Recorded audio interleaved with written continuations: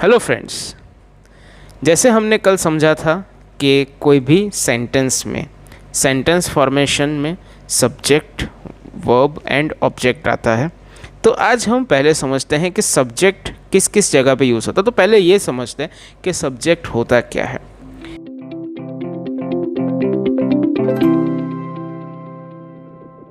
Subject का मतलब होता है कर्ता, मतलब कि कोई भी सेंटेंस में जब हम हु मतलब कि कौन या फिर कौन सा जब उससे क्वेश्चन पूछते हैं तो उससे जो हमको मिलता है वो होता है हमारा सब्जेक्ट। जैसे यहाँ पर सेंटेंस है कि रमेश इज़ अ क्रिकेटर, तो रमेश इज़ अ क्रिकेटर, तो कौन क्रिकेटर है?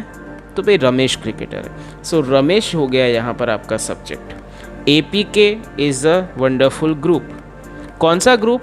तो भाई APK। So this is basically what I am trying to say कि आपके सेंटेंस के अंदर जो हु या विच से क्वेश्चन पूछते हैं तो उससे हमको पता चलता है सब्जेक्ट।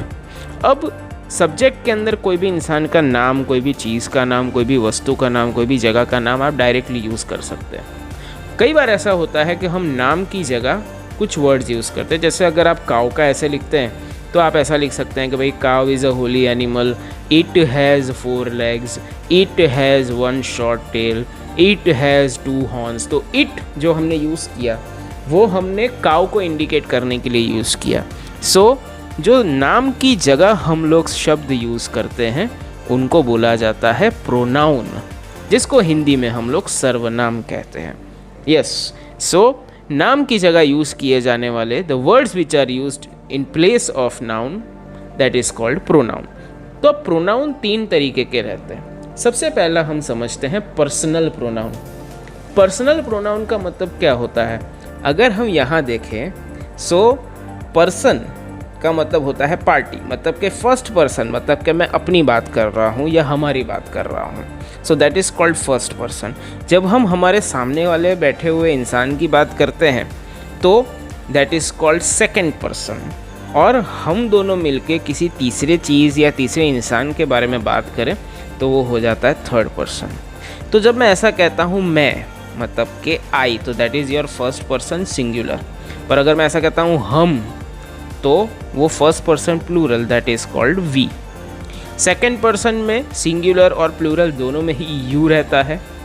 और जब थर्ड पर्सन में आते हैं तो सिंगुलर में 3 हिस्से पड़ते हैं। अगर मेल है तो ही, अगर फीमेल है तो शी, और अगर नॉन ह्यूमन कोई भी चीज़ है तो उसके लिए हम यूज़ करते हैं इट, राइट। और जब थर्ड पर्सन प्लूरल होता है मतलब कि वे, तो उसके लिए हम यूज़ करते हैं दे, राइट। सो ये आपका पर्सनल प्रोनाउन होता है। नेक्स्ट होता है डेमोन्स्ट्रेटिव प्रोनाउन। जो डेमोन्स्ट्रेटिव प्रोनाउन होता है वो डिस्टेंस होता है कि डिस्टेंस दूर है कि नज़दीक है वो बताता है। तो अगर मान लीजिए कि मुझे ऐसा बताना है कि भाई ये कुर्सी है तो मैं कहूँगा दिस इज़ अ चेयर, और यहाँ पर नज़दीक में बहुत सारी कुर्सी है तो यहाँ पर मैं कहूँगा दीज आर चेयर्स, राइट। अगर दूर कोई कुर्सी है, एक ही कुर्सी है, तो मैं उसके लिए यूज़ करूँगा that, so that is a chair. और बहुत सारी है तो उसके लिए यूज़ होगा those, right. So this is the pronoun which is based on distance, so that is called demonstrative pronoun. तीसरा होता है पॉजेसिव एडजेक्टिव्स। सो पॉजेसिव एडजेक्टिव के अंदर क्या होता है कि जैसे मेरा, सो दैट इज़ माई। जैसे मैं कहूँगा भाई मेरा घर बहुत बड़ा है, so my house is very big, ठीक है। अगर मुझे ऐसा कहना है कि भाई तुम्हारा घर है वो बहुत बड़ा है, so your house is very big. So मेरा मतलब कि माई, हमारा मतलब कि आर, तुम्हारा या तुम तेरा दोनों में यूज़ होता है योर। उसका अगर मेल है तो हिज, फीमेल है तो हर, और अगर नॉर्मल है तो इट्स, एंड अगर प्लूरल में आता है तो देयर। सो ये आपका पॉजेसिव एडजेक्टिव है, right.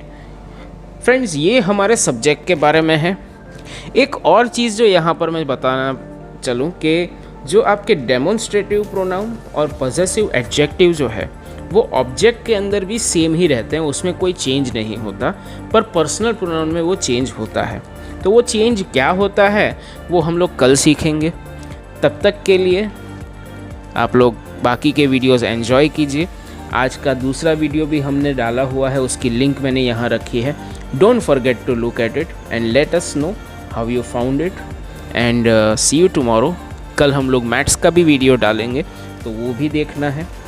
Until next time, keep rocking.